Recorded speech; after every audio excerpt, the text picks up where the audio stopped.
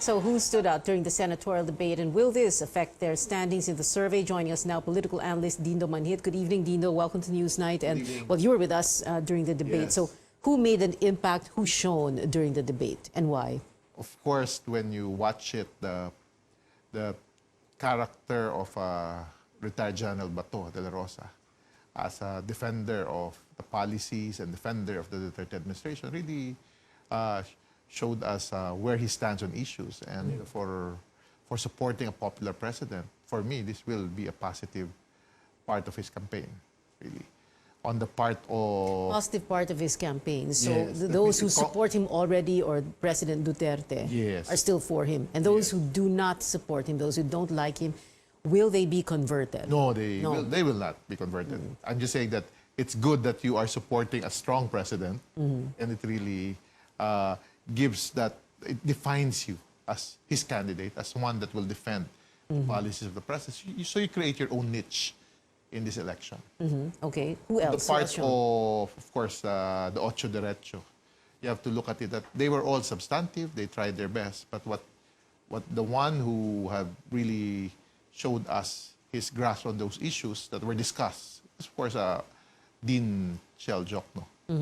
Okay. The way he has answered these issues, very calm, but very substantive. No? You don't need to get mad, you don't need to, because at times when you're on the opposition, you tend to be frustrated and you simply just attack and attack. No? One thing unique that a lot of me as a political commentator, or even maybe as a professor of political science, is the point raised by J.V. Ejercito. The idea that the Senate is a bastion of... The last bastion of democracy. And it reminds me... And he kept repeating it. Yeah, it reminds me what is important really in this election.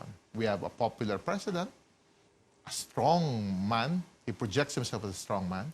So you need the institutions of government to be independent. So when incumbent Senator J.V. Ejercito keeps on raising that, it reminds me that the public should realize that who are they voting for? They're not voting for President Duterte. They're not voting for the Dilawan, as some would say. But we are hoping that they vote for individuals who will be independent in their mind and will support the president if it's a good policy, but will also make a stand against it. Because at the end of the day, we need our democracy to function. Because we all live in a democratic society and you want your institutions to function well. And that message of J.V. Ejercito, and he has cited even actions within the Senate that we have today, that they have took independent actions that the public might not know. Okay, so he's shown because of that, but is that going to help him or hurt him? That's I've always believed before that when you move to the middle, you benefit both ways. No? Because as an independent senator, part of the coalition of the president, it shows that the president can rely on him, but you can also get some votes from the other side that wants an independent. And that's basically what Ocho Derecho is trying to sell to us. You need independent mind. Yeah. There are 6 of them now, 2 are retiring. So we need to add more. That's the argument of Ocho Derecho. Okay. So Bato shown, but in terms of makakatulong sa kanya, makakadagdag ba ng boto, baka pareho lang, hindi siya angat pa sa kung may isa pang survey, no? Hindi pa siya talaga angat. Si Chel, we're not sure na madadagdagan siya ng boto. It's the reality that this kind of debates, it captures the audience for 3 hours, but you're dealing with the reality also that in other modes of communication, other candidates were trying to communicate, be it TV, be it radio, be it through advertising, be it through news. So you're competing with that. So these are events that is needed by the 6 candidates of the Ocho Derecho who participated.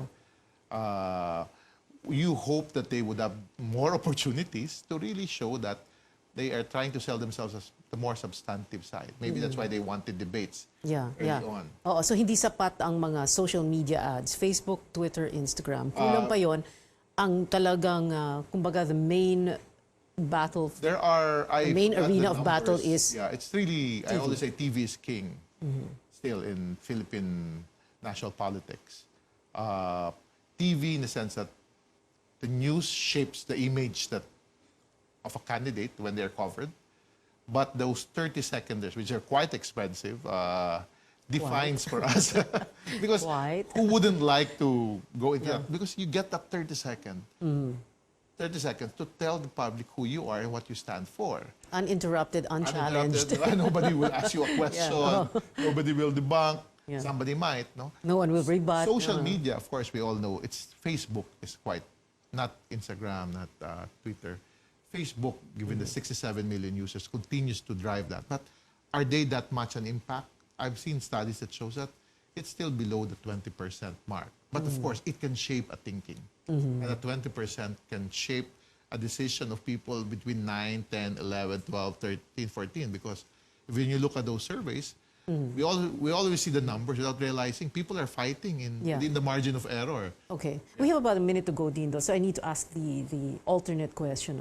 Who did not shine? Of course, maybe the time that was left for Congressman Chong, he came late, and he is a one-issue candidate. He's been consistent in his advocacy against election Smartmatic and elections. So, Ang gusto niya hybrid daw. so he basically got his point at the end.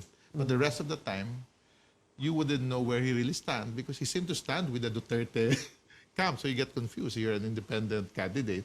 But why are you siding consistently on some issues? So he might have needed to define himself more Yeah. Okay. to the electorate. Oo. Of course, we have noticed Secretary Alunan wanting to discuss really more substantive issues. But the reality of political communication really is you're challenged to say these things in a shorter way and grasp it. Oo. And we're not just talking about the television soundbite. No? No, We're talking everywhere. about political communication Yes, it's a in general. challenge, yeah.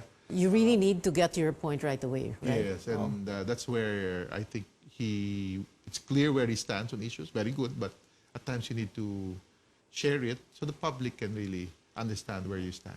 Well, speaking of, you have to get to your point right away and political communication, you don't have the luxury of time. We don't have the luxury of time either right now. But thank you very much, Dindo Manhil, for being with us today and being with us on Saturday. Maraming salamat.